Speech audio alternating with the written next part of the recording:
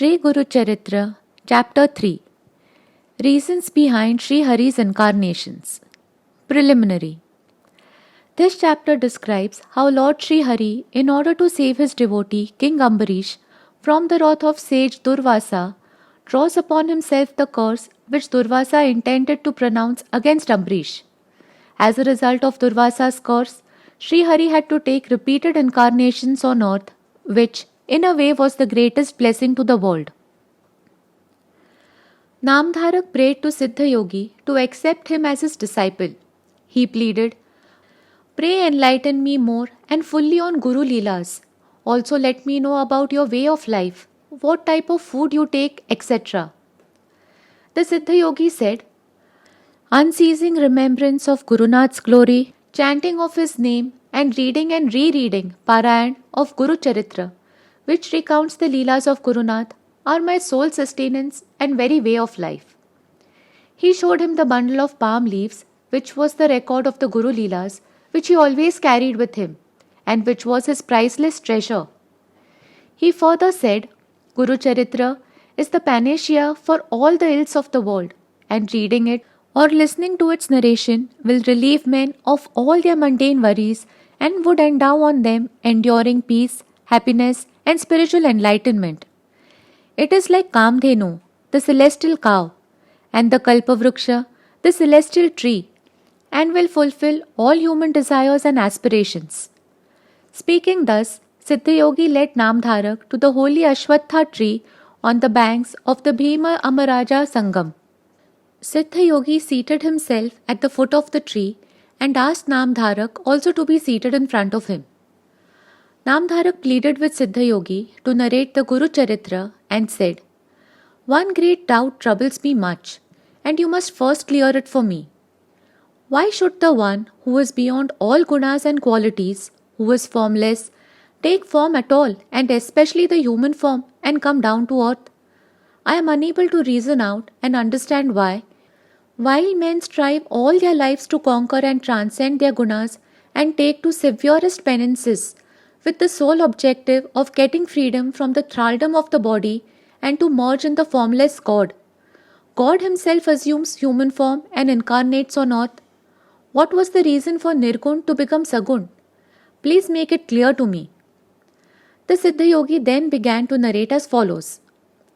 "Whenever earth is overpowered by evil, and the gentle and the pious folks are harassed and troubled by the asuras, that is, by the demonic natured people, and whenever righteousness is on the decline, God incarnates on earth to restore dharma, to punish the wicked and to reform them, and to protect the pious and the good.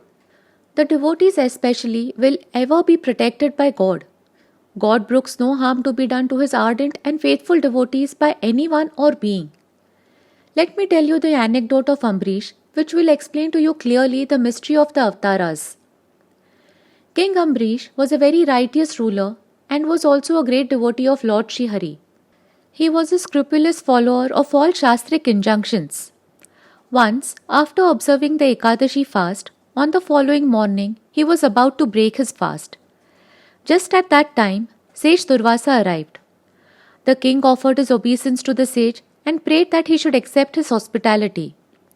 The sage agreed and went to bathe in the river, saying that he would return soon. But the hours passed by and yet the sage did not return. It was nearing midday and the Dwadashi hours were passing away.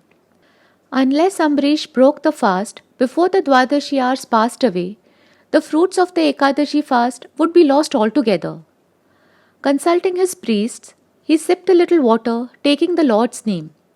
The fast was thereby symbolically broken, yet without actually any food being taken. The sage returned after midday. He was furious that the king had taken something, though it be just water, without having offered him any food. In his fury, he was about to curse the king. Just at this juncture, as Ambarish was all the time praying and was totally absorbed in the thought of Lord Sri Hari, the latter appeared and told Durvasa that he might curse him, Sri Hari, instead of cursing Ambarish, his devotee. Durvasa foresaw how immensely the curse was going to benefit the world, and pronounced the curse upon Sri Hari that he would have to be born again and again in the world, beginning with the life of a fish, and further, in one of the avatars, he would have no steady place to live in and would be continuously wandering and be forever on the move from place to place, thus indicating the Dattavatara too. The curse of Durvasa thus became a blessing to the world. The Lord had to take incarnations on earth. Besides the 10 principal incarnations, he took many other incarnations which are all described in Srimad Bhagavad. One of the most glorious incarnations was that of Sri Dattatreya. Thus ends the third chapter of Sri Guru Charitra, describing Sage Durvasa's curse on Sri Hari, which had led to the Lord's incarnations on earth. Glory to the All-Merciful, the Omnipresent, and the ever-responsive Gurunath. Note: each of the incarnations, avatars, has a profound and eternal message. 1. Matsya, fish. Recover the treasure of wisdom from the deluge of doubt. 2. Kurma, that is tortoise. Live unattached as master of here and hereafter. 3. Varaha, boar. Carry the burden of duty on the twin tusks of discipline and devotion. 4. Narsimha, man-lion form. Let not your ego hide the glory of the Lord. 5. Vaman, offer yourself at the feet of the Lord and gain the feet. 6. Parshuram, learn the lesson of surrender or suffer. 7. Sri Ram, what one meets in life is destiny and how one meets is self-effort. 8. Sri Krishna, strive to become an instrument in my hand. 9. Buddha, perfect yourself so that you may aid others to perfect themselves. 10. Kalki, build the mansion of life on truth, morality, peace, love and non-violence. Satya, Dharma, Shanti, Prem and Ahimsa. Om Shri Gurubhyo Namaha.